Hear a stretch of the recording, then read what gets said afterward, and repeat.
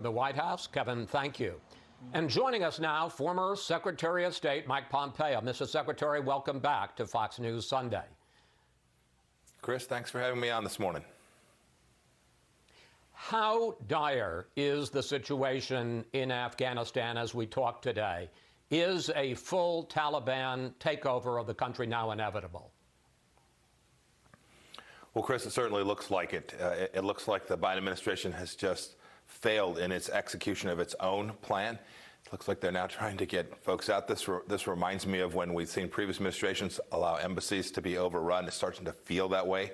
It also looks like there's a bit of panic, having to reinsert soldiers to get them out. The plan should have been, much like we had, was that we would have an orderly, conditions-based way to think about how to draw down our forces there. We actually delivered on that promise. I hope we get these folks out. I hope they'll bring the air power. They should go crush these Taliban who are surrounding Kabul. We can do it with American air power.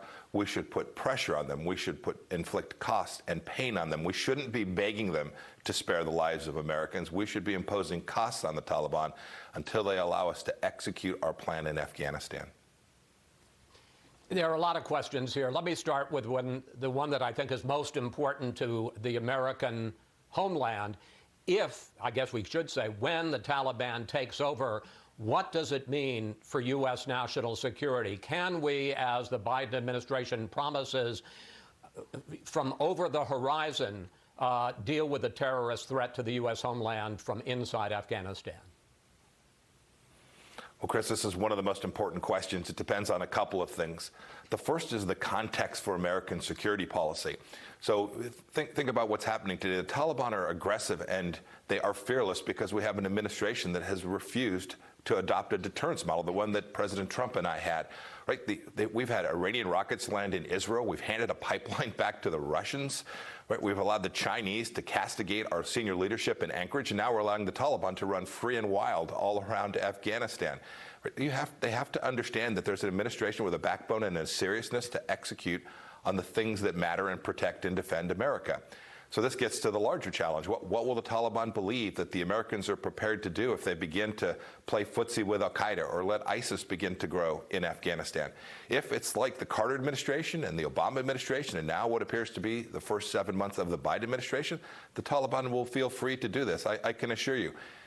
Were I still the Secretary of State with a commander-in-chief like President Trump, the Taliban would have understood that there were real costs to pay if there were plots against the United States of America from that place. Qasem Soleimani learned that lesson, and the Taliban would have learned it as well. President Biden released a statement yesterday in which, in effect, he blamed President Trump and your administration for the deal that you made with the Taliban back in 2020, which resulted in a promise at that time, if President Trump had stayed in office, to pull all troops out by this past May. I want to read you some of what President Biden said in his statement. When I became president, I faced a choice: follow through on the deal or ramp up our presence and send more American troops to fight once again in another country's civil conflict. Mr. Secretary, what do you think of President Biden's attempt here to pin all the blame for what's transpired in these last few weeks on the deal he says he, quote, inherited from President Trump and from you?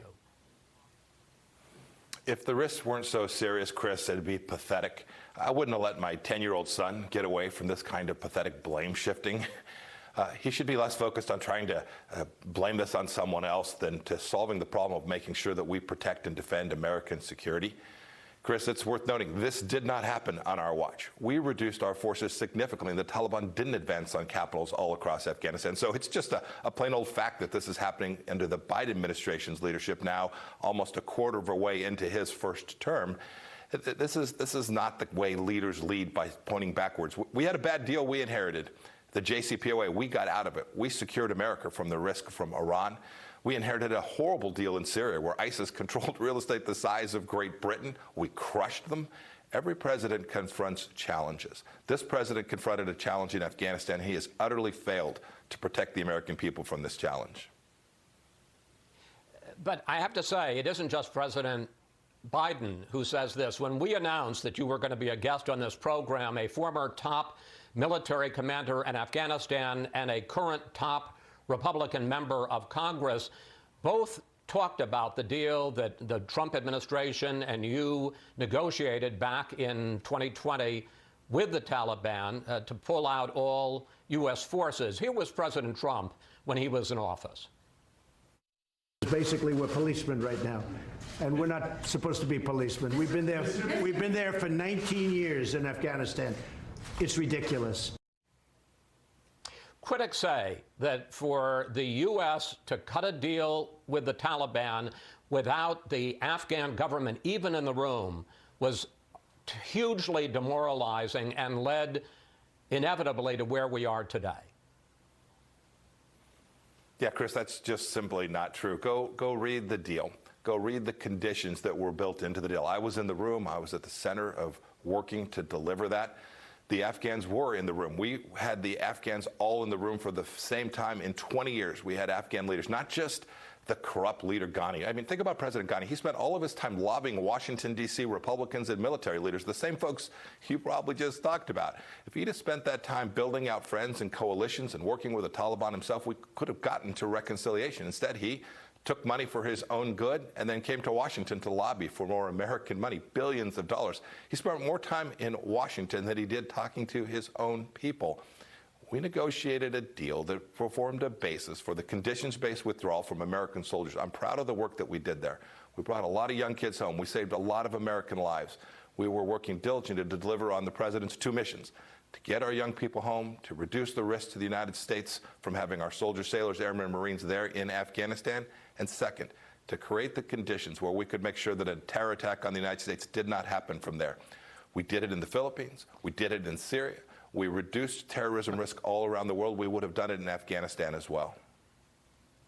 I just want to ask you one more question about your record, though, sir. You were the first American Secretary of State to ever meet with the Taliban, and you talked about how they had agreed to join us in the fight against terrorism. Here you are, sir.